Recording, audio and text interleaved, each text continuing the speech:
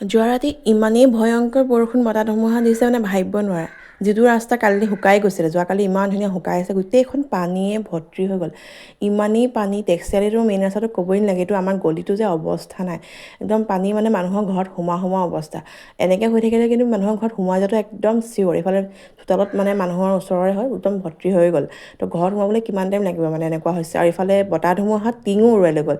এই পাছফালে অলপমান বেলেগৰ ভাড়াঘৰ আছে আমাৰ গলিটোতে, এই ভাড়াঘৰখিনি টিং মানে উৰুৱাই মানে নিওঁ এই মাজত লাগি ধৰিলে কাৰণে থাকি গ'ল চাগে। আৰু তেনেকৈ চটৰ ওপৰত মানে মানুহৰ যিমান চালি পুলি পালা যি দেখিছে আছে চব খতম। মোৰ পুৰা পুলিখিনি, ফুলৰ পুলিখিনি উটিয়াই দিলে। মই ফুলৰ পুলি অলপ থৈ দিছিলোঁ, আৰু এইফালে এইখিনি গোটেই পানী, মানে চবফালে পানীয়ে পানী, কোনো বাকী নাই।